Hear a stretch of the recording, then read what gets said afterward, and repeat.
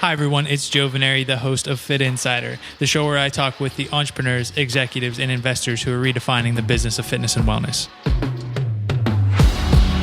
Today I'm joined by Melissa Bentivoglio, co-founder and CEO of Frame Fitness, makers of Connected Pilates Reformer. In this episode, Melissa shares how her experience as an athlete, instructor, and designer led to founding Frame. We talk about the company's $5 million funding round that included 24-hour fitness founder Mark Mastrov, and we look at content, community, and manufacturing as the company prepares to ship products in 2022. Before today's episode, I wanted to share some updates to the Fitt Insider platform.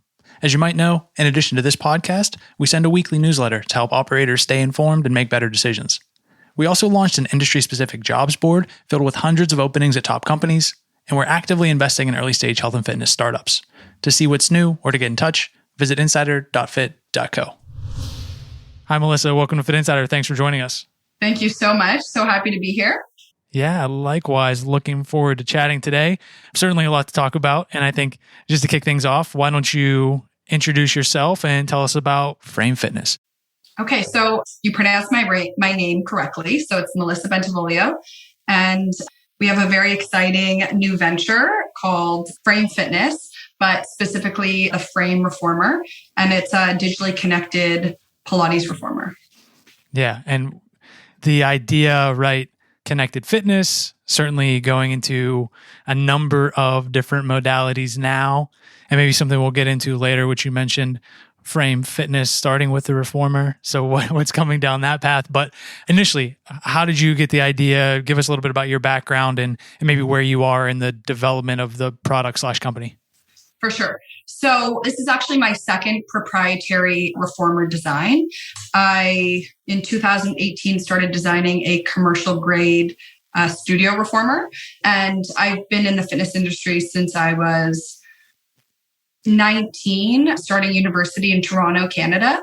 And I've been an athlete all my life. So I was a competitive dancer and a ballerina. And I actually athletes have a plethora or cornucopia of injuries at all times, stress injuries. I think I was dancing at one point like 40 hours a week.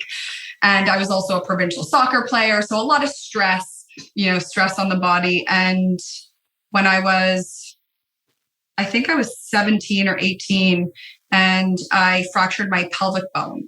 And I had gone to a doctor, a sports medicine physician, and it was recommended that I start Pilates. It wasn't reformer Pilates, it was mat Pilates. And I also find that a lot of dancers, there's a natural progression to yoga and Pilates. It's sort of like an extension. So I started doing Pilates for rehabilitative purposes. And then I loved it. So I actually started getting my certifications and I became a regular personal trainer as well as mat Pilates certified. And then I also became a yoga instructor. And that was the start of my professional career in fitness. And similarly, or at the same time, concurrently, I was going to university. I was actually studying psychology. And on the side, I was, every weekend and evenings and early morning before school, I was a trainer, a personal trainer. So that was sort of like the start of the journey. And then it just started to naturally evolve. Once I discovered reformer Pilates, there was no turning back. It's one of the most amazing. Have you ever done reformer Pilates? Definitely, yes. Yeah, you have. Okay. So there's so many variations or variances amongst the type of Pilates practice. What have you done? Solid core. So basically the setup that they have. Yeah. So solid core, she was actually a former Legree instructor. And I'm a former Legree instructor also. So kind of like an athletic version of Pilates. There's so many. Even before Legree sort of made its mark, there was instructors who had a little more intensity in the way they taught and thus practiced. And so when I first got a lot of my certifications, it actually wasn't Legree. I did a balanced body, more traditional certification. And then I, had discovered a more intense version and she had mentioned Legree. And this was literally like when he first came on the scene. It was years ago. So many years ago. I don't want to give away how old I am, but I have 3 children and I'm definitely mid-30s. So, I fell in love with like the intensity of the Legree method while still maintaining a lot of focus on cueing and the musculoskeletal system, because some of the more intense boutique style classes often neglect that component just a little. It's not intentional. It's just when you have like 16 or 20 people in a class, it's hard to focus on everybody's form. Sure. And sometimes it becomes just about the intensity. So, whether you're in like a Soul Cycle class or a Barry's boot camp, it's really just about encouraging and less about form. And so anyways, I worked for years in studios in Toronto, and I loved being a Legree instructor. I loved the intensity and the music with the method. And then I sort of started developing my own method, and I started training like a fair amount of professional athletes. And I just fell in love with the efficacy of the reformer. Not only is it low impact, but you put a professional athlete who trains, all they do, their job is to train their body to make sure that they're prophylactically preventing an injury.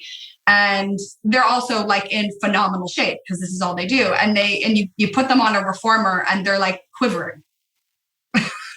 So, I mean, not only is it humbling to watch, it's just one of the most amazing things. And I think if in the last 8 years, there's been a light shown on reformer Pilates, but I think it's still sort of making its way through that natural progression where in like 2 or 3 years, every young male and female are going to be doing Pilates. Yeah, it's certainly not new, right? Like it's been around, and there's this really kind of obvious, if you zoom out and look at it, like intersection with where the industry is starting to trend with like boutique stretch studios and different takes on yoga, and now the connected equipment piece, but also the focus on recovery and how you feel and how your body moves and like just movement health in general. So like it lines up really well to your point that there would be growing interest in Pilates and new takes on Pilates. Well, I think if you talk to any like top professional athlete, they already have the awareness of Pilates. So I'm from Toronto. Are you familiar with Toronto? Not as much as you, not to the extent of having lived there. Okay. So I had one of the strength and conditioning coaches for our NBA basketball team come into my studio, and they were actually looking at a few of my industrial commercial grade reformers. And he had said, like, one of the most important things to my athletes is reformer Pilates. So I feel like it's something that's already made its way through professional athletes, but a lot of young men are still, they still tend to correlate Pilates with, a mostly female type of workout. So I think there's going to be a lot of excitement and a solid emphasis on, no, this is one of the most amazing workouts, and it is for everybody, young, old, because it's also very similar to, some of the practices like yoga, or I liken it to like a golf or a tennis. When you start training in Pilates, it's a skill set that you're acquiring, and you just build upon that throughout the entire span of your life.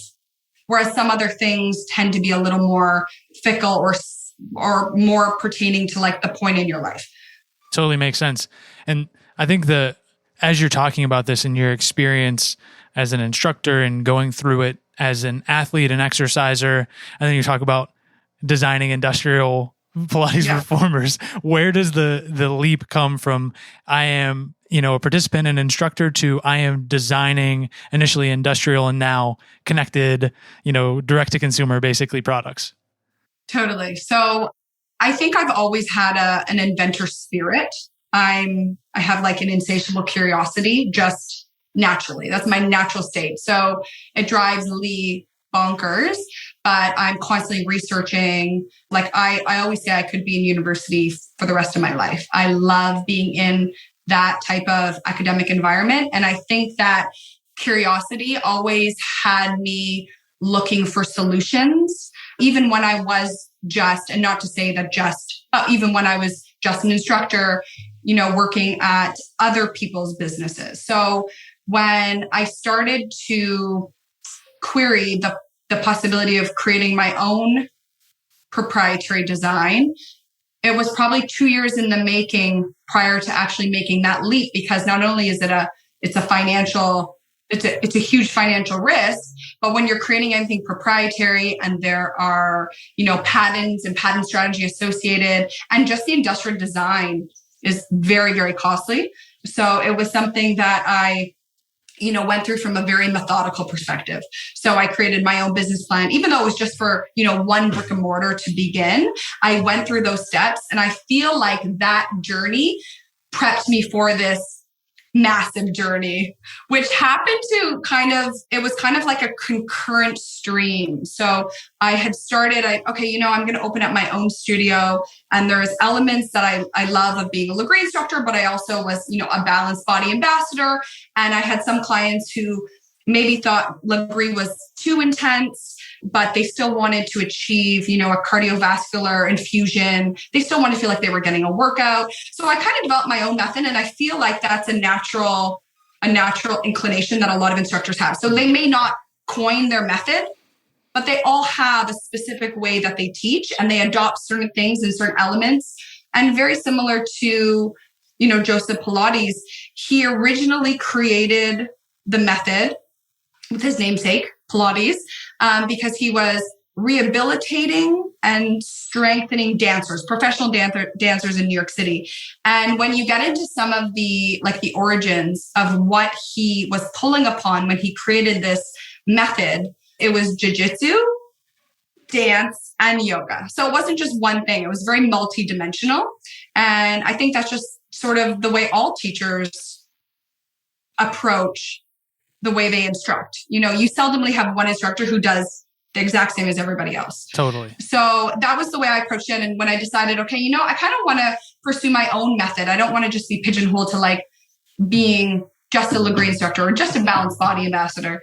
And so I started, the design process, and I found an industrial designer in New York City. And I was traveling back and forth to New York. And the manufacturing process was probably something that I'm really glad I did 4 years ago, because I think there's a massive learning curve in manufacturing hardware. And there's also a lot of confidence you get from doing something again. To a certain extent, you can attempt to mitigate the complexities associated with developing hardware. Anyway, so we progressed through, the manufacturing and all the learning curve associated with industrial design and then manufacturing. And then my studio opened 6 weeks before the pandemic. And about, I would say, maybe 6 months prior to completing my studio design, I had started to pay attention to the digital fitness competitive landscape. Again, it didn't necessarily pertain to where I was at that point in my life, but I was paying attention to Peloton because every single one of my clients had a Peloton. They talked about the content and the community aspect, and I thought that was really, really interesting.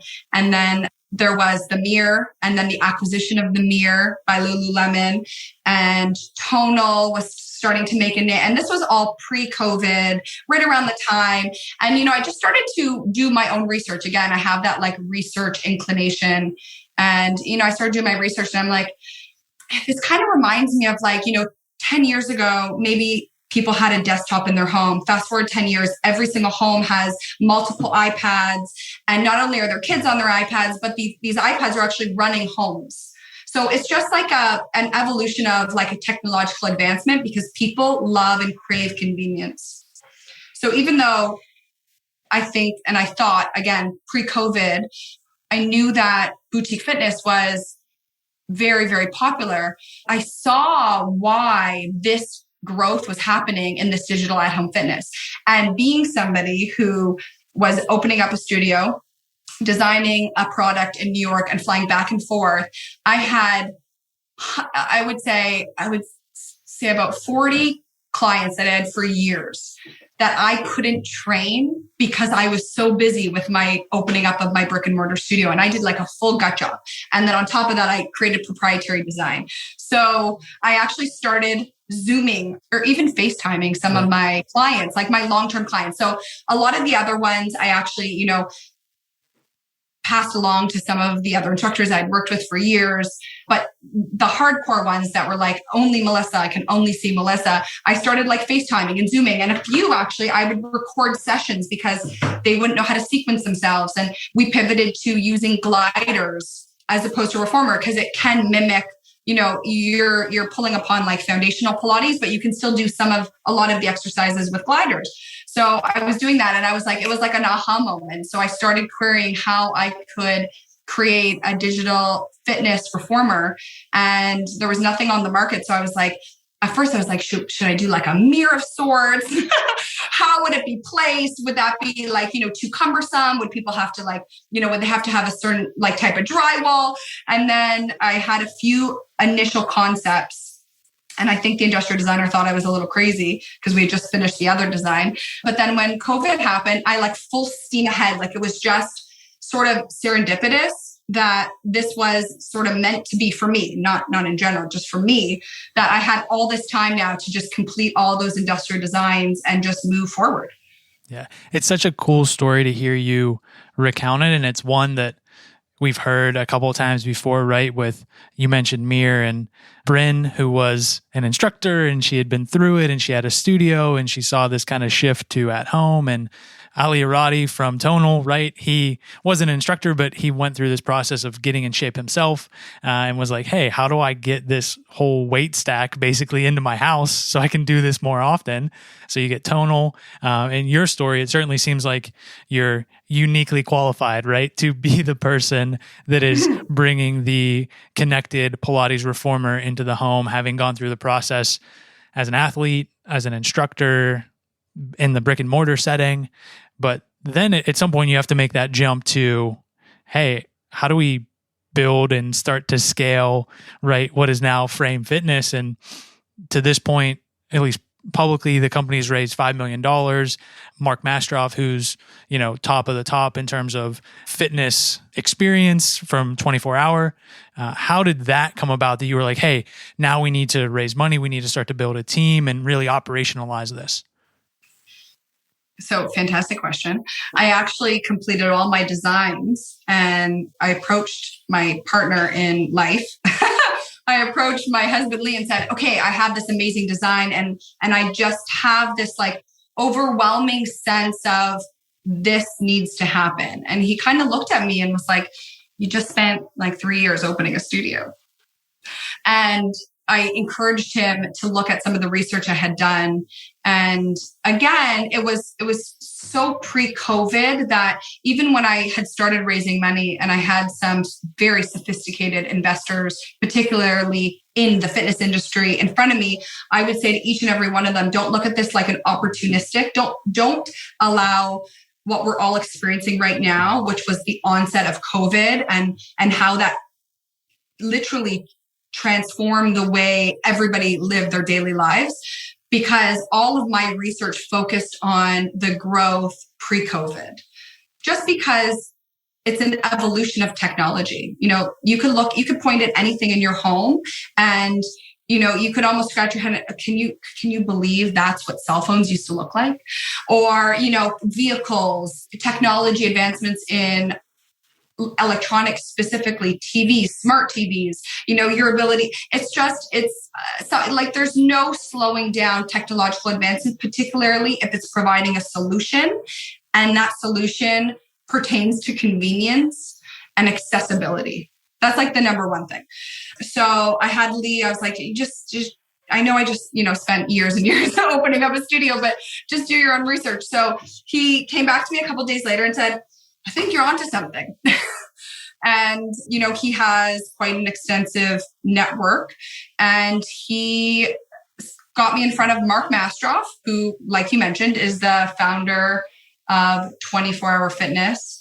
And he is one of the most amazing entrepreneurs, I think, that I've ever spoken to, because he started like at the ground. He started from the bottom. I think he started like working in a gym, and then he was the innovator behind like the swipe card that identified that you had the membership and you paid for your membership and they let you go through. And he's brilliant, and he's really provided Frame the ability to create this ecosystem that otherwise would be extremely challenging to go up against these giants in this hyper-growth competitive landscape of digital at-home fitness, particularly during, the crazy run rate, 10-time run rate, that we saw during COVID. So I think it started with Mark. Mark was one of the first investors. And I mean, this is, it took me several months to come up with the business plan. Lee and I did it together, and then a deck and then a presentation. And even though I was very, very comfortable in my ability to design, particularly because I'm an instructor, I understand like the functionality, the utility aspects, the aesthetic of a design. But now you have to translate that into being a business person as well, which for me was slightly outside of my comfort zone. But he helped with that. And it was first Mark Mastrov. And then Mark had introduced me to Jim Rowley, who is the CEO of Crunch Worldwide, also a titan in the fitness industry. And then they introduced me to Michael Bruno, who is the founder of the Core Group, a leading manufacturer of fitness equipment in the world. They own like Nautilus and Stairmaster and, plethora of other fitness products. And you know how it goes, like, one introduction leads to another, and they're all big brick and mortar owners. Like Mark Mastrov is an owner of the Sacramento Kings, but he also owns UFC gyms and so many others. Fit Plan with A-Rod, and they were like, this is brilliant. Like they backed me. So that was the start of a lot of appetite. So we originally intended to raise $4 million US. And we got to 5 really, really quickly and just started turning down money because, we had to start executing. Yeah, I think it's an awesome story. And oftentimes that is how it goes. You have to get out there and hustle the introductions, and folks start, making those connections. And then it's on you, to your point, to deliver in terms of the pitch and now the execution. I do want to talk a little bit more about maybe the experience when you get down into some of the elements around content and so forth. But quickly, how do you think about, given you mentioned this, it wasn't new, right? The idea that connected fitness and convenience and at home and digital, that was all there. And a lot of the companies we're seeing succeed now were already existing, and they were waiting for this future to come. And in many ways, it just came way faster than anybody saw that it was going to happen. But now a lot of them are building these kind of a portfolio of different products and modalities. It's not so much just a bike or just a treadmill or a rower. It's like they want to offer all of them. How do you think about that going into it, launching a reformer? Is this one of many, or is this, hey, we want to be the absolute best of the reformer? What's your thinking there? So my thinking is I'm a strong believer in the lean startup. So I think instead of doing 5 things moderately well, I really want to do one thing really, really well, and then iterate in real life with real consumers and then progress from there. But for granularity purposes and really just to stay focused on getting the reformer in people's homes and starting to build that phenomenal sense of community, I'm just focusing right now on this reformer. Having said that, I do have an inventor type spirit, but I do think that my passion is Pilates.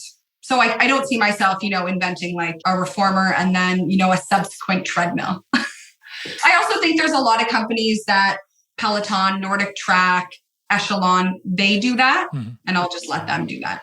I'll just focus on Pilates. Yeah, it makes total sense. Yeah. Different versions of a reformer, but. Yeah, and there's a lot to be said that intersects really well with Pilates, which is like off equipment entirely, body weight, yoga, stretching, meditation, mindfulness. Like there's so active recovery, so many things that intersect with that make way more sense.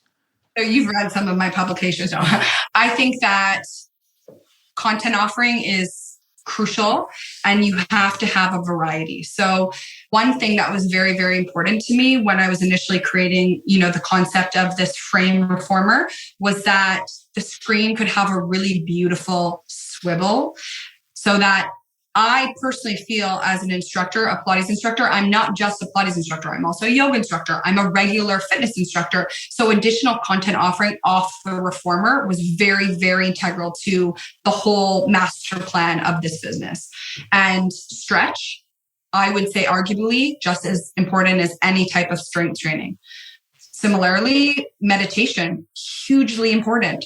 So I think that also if you have a device that you're investing in, which is a higher price point, it's nice for the whole family to be able to utilize this piece of machinery. So you may have one active Pilates enthusiast, and then that enthusiast may transition other members in the family to reformer, and that's fantastic. But they also may like to just do, a cardio class off the machine. They may want to do a stretch class. They may love, the yoga restorative or a power yoga.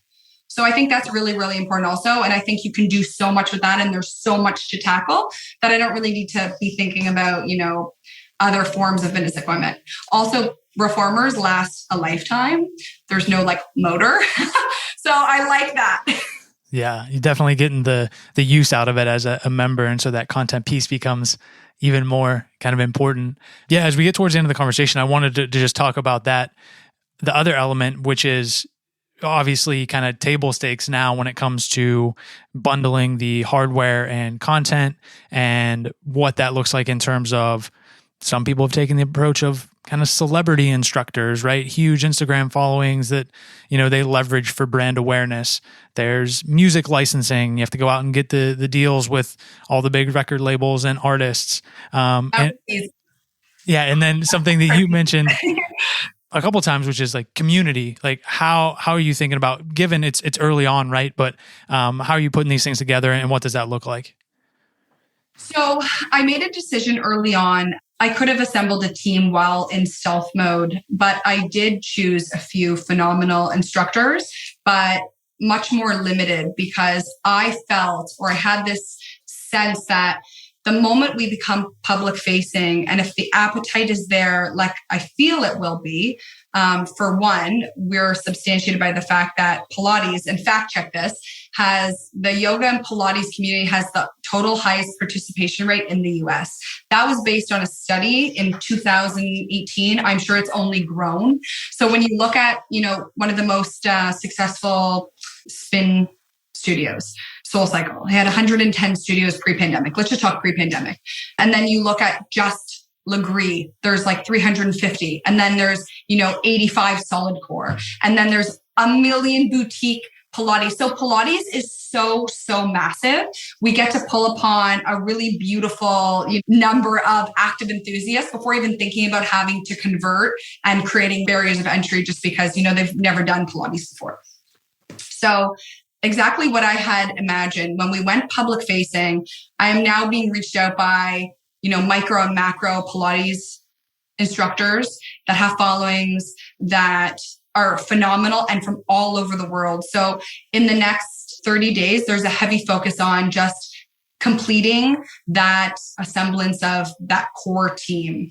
And again, I don't feel like I need to compete with Peloton. I think 6 and 7 instructors is a solid starting point to start creating that community engagement and really just focus on amazing content production.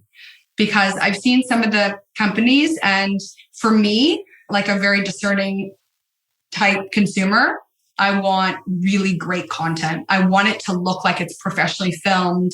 And a lot of companies did a quick pivot and it's very identifiable in some of the production. So I want to be the best. Yeah, absolutely. It makes sense. And then maybe the last question before we get you out of here. In terms of timeline and launching publicly recently, I think even more recently, pre-sales, right, are live. And then starting to think about, hey, we want to ship in spring 2022, sometime in 2022. Definitely. What are some of those kind of benchmarks, right, to get us there, given the year will be coming to an end soon and then right into the new year, so ramping up? Just how are you thinking about priorities and continuing to execute as you get launched? Totally. So I think a huge priority for Frame Fitness, the Frame Reformer right now, is just continuing to also build upon our internal team from an operational perspective. Obviously, I have some of the biggest people in fitness that I can look to for amazing guidance. Mark Mastrov he's our other board member, and he's been phenomenal. And I would say just a lot of our investors. So we didn't do, it was fully a private round. So there was no institutional money. And it was strategic the way I assembled our seed round, because it was not only strategic, but all add value investors. And I'm constantly leaning and extracting and utilizing and leveraging. So that's really, really huge right now for us. So just building upon that executive team, content creation is the next huge milestone and focus, and just continuing to build upon what we've already done and adding to finalizing the mass production and then starting to ship. That's it.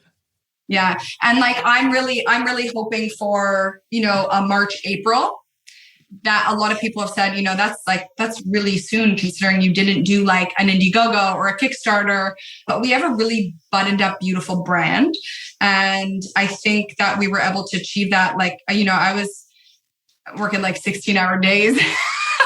So I think that, we're perfectly aligned to start getting the frame reformer in people's homes and start using some of those really excited early adopters as brand ambassadors. Yeah, it's certainly an exciting time to your 16-hour days, a busy time. So we're even more grateful that you made a little bit of time to chat with us. And I think, oh, of course. So actually, funny enough, Lee, he was subscribed to your podcast, your newsletter, literally at like the inception of creating this business. That's amazing. Yeah, we love hearing folks who are, follow along, and even more excited when we can then introduce those same folks into the community, and now they're contributing to that conversation, which is ultimately what we want to get to. Yeah. So very exciting on that front. And I think, folks now listening to you that are excited or interested, want to learn more. Where do you want them to go? How do you want them to potentially get in touch?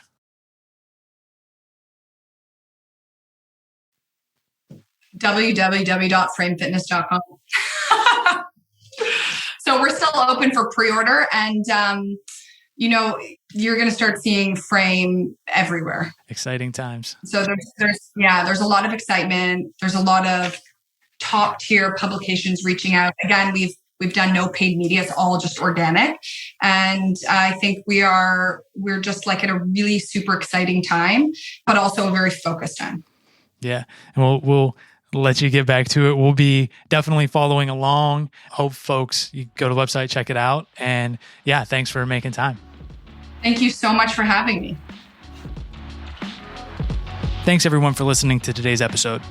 For more from Fitt Insider, visit insider.fit.co and subscribe to our weekly newsletter for insights and analysis on the business of fitness and wellness. Then go ahead and subscribe, rate, and review the podcast. See you next time.